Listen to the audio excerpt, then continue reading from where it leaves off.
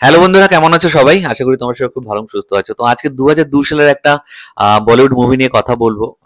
বলিউড মুভিটা নাম অনেকেই শুনেছে, অনেকেই সিনেমাটা দেখেছে। আঁখে আঁখে গোবিন্দারও একটা আঁখে আছে, কিন্তু আমি সেই আঁখের কথা বলছি না।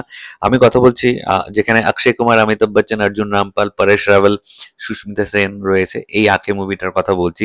ডিরেক্টেড বাই বিপুল অমৃতলাল শাহ। একটা কন্ট্রোভার্সি হয়েছিল এই মুভিটা নিয়ে। এই এবং এই মুভিটা কিন্তু ক্লাইম্যাক্স কিন্তু আমি যতদূর শুনেছি দুটো ক্লাইম্যাক্স রয়েছে। একটা জায়গায় লাস্টে একটা সিন রয়েছে, সেটা দেখানো হয়, তো কোথাও দেখানো হয় না। মানে ধরো টেলিভিশনে তুমি দেখতে পাচ্ছ একটা সিন, কিন্তু ডিভিডিতে হয়তো পাচ্ছ না, বা টেলিভিশনে পাচ্ছ না দেখতে, ডিভিডিতে পাচ্ছ, এরকম একটা সিন লাস্ট ক্লাইম্যাক্সটা আর কি। পজিটিভ নেগেটিভের একটা ব্যাপার রয়েছে আর কি। তো দুটো ক্লাইম্যাক্স রয়েছে সিনেমাটার মধ্যে কথা আর কি। এবং ডিরেক্টরের সাথে প্রডিউসারের একটা কিছু ঝামেলা হয়েছিল, ঠিক আছে, সেসব জেনে তো আমাদের লাভ নেই। তো সেই সময় বক্স অফিসে ঠিকঠাক বক্স অফিসে কালেকশন করেছিল, সেই সময়ের ফিফথ হাইস্ট গ্রসিং মুভি ছিল। কিন্তু আমি কেন আন্ডার রেটেড বলছি, তার কারণ হচ্ছে এই সিনেমাটা নিয়ে কথাই বলে না কেউ। এই সিনেমাটা নিয়ে চর্চাই হয় না। আমি এদিক ওদিকে দেখিও না যে কোনো রিলস বা কোনো শর্ট ভিডিও কিছু, মানে কি বলবো আর কি। অথচ এত স্ট্যান্ডার্ড একটা সিনেমা, এবং সেই সময় দাঁড়িয়ে অ্যাহেড অফ ইটস টাইম একটা মুভি, 2002 সালের মুভি, কিন্তু এখনো আজকে দেখলে তোমার মনে হবে যেন বাই কনসেপ্টটাই তো পুরো আলাদা। তো গল্পটা অল্প করে বলছি। যেখানে আমরা দেখতে পাচ্ছি অমিতাভ বচ্চন, তিনি একটা ব্যাংকে অনেকদিন করেছেন, চাকরি করেছেন, কিন্তু তাকে অন্যায়ভাবে সেই ব্যাংক থেকে বিতাড়িত করে দেওয়া হয়, বাদ দিয়ে দেওয়া হয়। তো সে একটা ভেনেজেন্স থেকে, একটা রিভেঞ্জ নেওয়ার অ্যাঙ্গেল থেকে প্ল্যান করে যে সে ব্যাংকটাকে লুট করবে। এবার যাকে তাকে তো লুট করাতে পারবে না, সে নিজেও করতে পারবে না, তাই সে একটা প্ল্যান করে। এবং সেই প্ল্যানে তিনজন অন্ধ, অক্ষয় কুমার, অর্জুন রামপাল এবং পরেশ রাওয়াল, এই তিনজন অন্ধকে সে সিলেক্ট করে, এবং সুস্মিতা সেন রয়েছে সাপোর্টিং এ। তাদেরকে দিয়ে তারা ওই ব্যাংকের মতন একটা পুরো মডেল বাড়িতে বানায়, এবং সেই ব্যাংকে কিভাবে লুট করবে, তিনটে অন্ধ মিলে গিয়ে লুট করবে নর্মাল লোকের মতন বিহেভ করে। কারণ পরবর্তীতে যখন যদি ধরাও পড়ে যে তিনটে অন্ধ লোক কি করে ব্যাংক লুট করেছে, তাই না, এটা তো কখনো পসিবল না।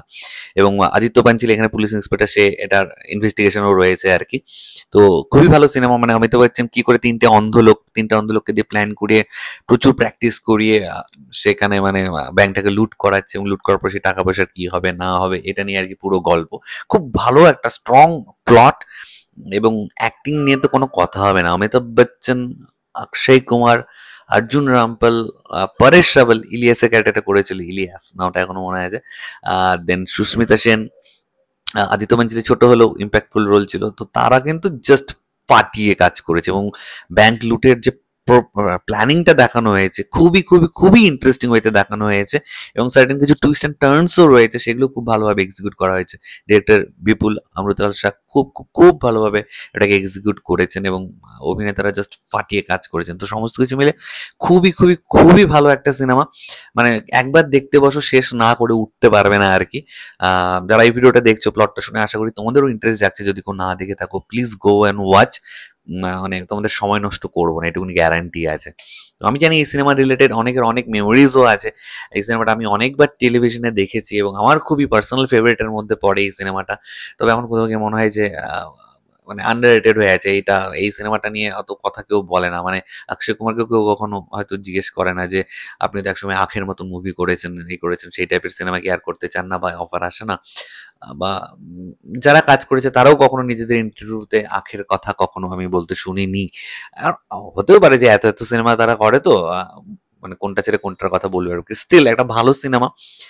কোথাও গিয়ে যদি এইভাবে হারিয়ে যায়, কারণ আমি তো মানে অনেককেই জিজ্ঞেস করেছি সিনেমাটা দেখেছো, এই সিনেমাটা দেখেছো, কেউ অনেক নামই শোনেনি, অনেকে নামই শোনেনি এরকম আর কি। তো এইটা কেন? তো ঠিক আছে, তোমাদের যদি কেউ না দেখে থাকো তো প্লিজ একবার দেখো সিনেমাটা। আশা করি ভালোই লাগবে তোমাদেরকে। তো এটাই তোমার সাথে শেয়ার করার ছিল। তোমাদের কার কি মতামত এই বিষয়ে প্লিজ নিচে কমেন্ট করে অবশ্যই জানিও। আমার ভিডিও ভালো লাগলে লাইক করার সাথে একদম ভুলবে না। চ্যানেলে যারা প্রথমবার দেখছো, নিচে যে রেড সাবস্ক্রাইব বাটনটা আছে সেখানে ক্লিক করে নাও, বা সেটা বেল আইকন আছে সেখানে ক্লিক করে অবশ্যই ক্লিক করে নাও। ঠিক আছে বন্ধুরা, ভালো থেকো সবাই, সাবধানে থেকো সবাই, love you all, take care.